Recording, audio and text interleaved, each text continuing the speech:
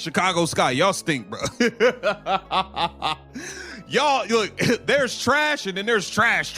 You know what I'm saying? But look, man, the Chicago Sky got destroyed by the Stud Buds. Everybody watches the Stud Buds. Shout out to Courtney Williams and Tisha Eiderman, man. Listen, Stud Buds stood on business today. Nafisa Collier stood on business today. They destroyed the Chicago Sky. The Chicago Sky didn't just look bad. They looked historically unserious. This was the kind of performance that makes you question whether the team accidentally wandered into the wrong arena. The Studs didn't come to hoop. They came to embarrass somebody. Courtney Williams and Tisha Eiderman were out there putting on a masterclass in confidence, swagger, and straight-up domination. Nafisa Collier, she didn't play basketball. She delivered a sermon. The Sky got cooked on all three levels: offense, defense, and basic human decision-making. Meanwhile, Angel Reese was out there running a community giveaway program. 9 turnovers like she was hosting a holiday charity drive. You get a ball. You get a ball. Every possession looked like a new episode of America's Funniest Home Turnovers. The Stud Buds didn't just show up. They turned the game into their personal comedy club. You ever watch a team look so lost that you feel secondhand embarrassment? That was the whole fourth quarter. Reese had 9 turnovers. Yo, listen, y'all got to stop with this point forward foolishness, man. Let's take a look, man. Hold on, man. Y'all be wildin'. Y'all be wildin', son.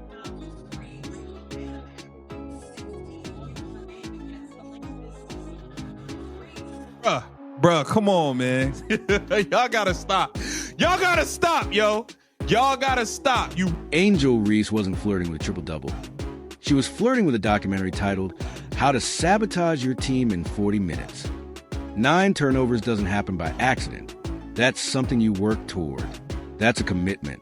That's effort in the wrong direction. It's the kind of performance that makes you stare at the box score like it's a math error. This didn't look like professional basketball. It looked like she signed up to be a distributor for the other team. These weren't forced turnovers either. They were voluntary. Charity, benevolence, goodwill to all defenders. She was practically handing out assists to Minnesota's fast break. And the funniest part? The commentators tried to spin it like it was an off night. Off night? Bro, this was a public service announcement on why ball security matters. The entire WNBA and Angel Reese in garbage time. We saw it. Angel Reese last year against the Fever with like 2 minutes to go. She needed to, I think it was like 6 points and 3 rebounds. And she went and caught like 2 rebounds and then immediately goes at Victoria Saxton 3 times. The Chicago Sky offense doesn't operate. It performs. It's not basketball. It's experimental theater. Every time Angel Reese steps into the paint, defenders react like a traffic accident just happened. The lane clogs instantly, like someone poured cement in the middle of the court. And the coaching staff? They're either delusional or they're intentionally trying to create the WNBA's first avant-garde basketball comedy. Pick and roll? Don't even suggest it. The only thing rolling is the ball out of bounds. They'll try one action with her and immediately abort the mission like it's a NASA malfunction. Watching the Sky try to run an offense with her is like watching a school group try to recreate NBA plays using cardboard props and enthusiasm alone. This is after this opponent gets close to her during a box out, grabs her by her hips, and hip tosses her, throwing her to the ground. She stands up, she walks over to this opponent, bends over, screams in her face, and flips her the double bird. That's the WNBA gold. We're gonna get into it. And the laughter, oh, Angel. Oh, my angel, you're my darling. Angel, angel, angel. You've been playing well, Angel. I give it to you. You've been playing well. But every now and then, those stinkers, oh, man. Angel Reese plays basketball like she's always one moment away from becoming a headline.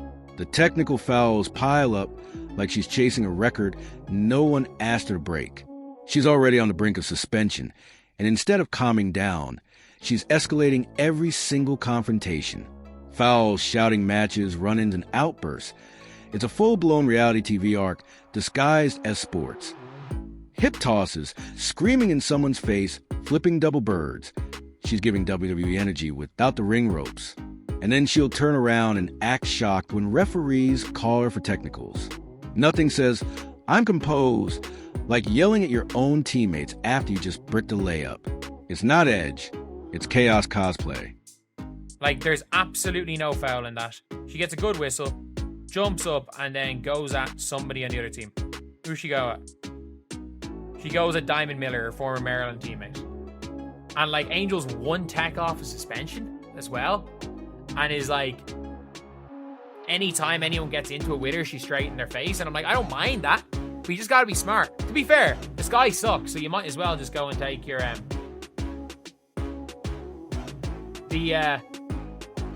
I'll say it. Calling Angel Reese a facilitator is the cutest lie the Chicago Sky have told all year. If this is facilitating, then I'm a Michelin chef. They don't trust her to drive, shoot, finish, dribble, pass, or make decisions under pressure. But sure, let's pretend she's a floor general.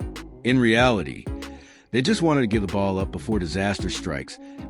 She'll make a pass that looks more like a shot put. She'll drive into triple coverage and then try a jump pass that floats into the stands like it's a souvenir. At this point, the most accurate description of her role is assistant to the turnover coordinator. Other teams literally want her to touch the ball. They encourage it. They pray for it. When she starts dribbling, defenders perk up like it's feeding time at the zoo. I thought she was turning her season around. Just when I thought Angel Reese was graduating from pretend basketball player to make-believe basketball player, the level where it's almost believable that Angel Reese is a basketball player. Just when I thought Angel Reese would pull through in the clutch and do America a favor. With a win last night against the Minnesota Linkers, Angel Reese would have become the most popular player in the WNBA dump. Well, Casey, that's simply not possible. Caitlin Clark will always be the most popular player in the WNBA. Watch the Sky's spacing when Reese is in the lineup. It's not a basketball formation. It's a survival formation. Teammates treat her like a hazard zone. They hesitate to cut, afraid the pass will hit them in the back of the head or sail into the stands. The paint becomes a construction site filled with cones and warning signs. Even when she doesn't have the ball, she kills possessions by simply standing in the wrong place. It's like she's cosplaying as a traffic cone. And the worst part? The whole team adjusts around her inefficiencies like she's a gravitational sun. Except instead of warming the offense, she's burning it alive. Why people are defending this, let's get into it. Nneka Ogwumike, she gets up, proceeds to get boxed out, unable to move her opponent out of the way. Nneka Ogwumike retaliates, grabs her by the hips, throws her to the floor, stands over her, screams on her, flips her the double bird. Quinterly, Dallas Wing's teammate, being a good teammate, gets in the middle of the two, pushes Nneka out of the way like a good teammate should. Instead of saying, Nneka, come here, let me get you a hug. No, get up off my teammate, girl. Get up off my teammate. Nneka Ogwumike can't let it go. Angel Reese was marketed as a leader, a spark, a cornerstone. But right now, she's the anchor tied to the team's ankles. And not the stabilizing kind, the drowning kind. Every possession she's involved in drains momentum like a leak in the hull. It's not that she has weaknesses. Every player does. It's that her weaknesses demand constant compensation from everyone else. Teammates can't play freely. They can't trust a pass. They can't expect a clean screen. The coaching staff is too scared to bench her because the PR machine behind her popularity would implode. So instead of admitting the truth, they spin narratives, hide flaws in post-game quotes, and pray people don't watch the film.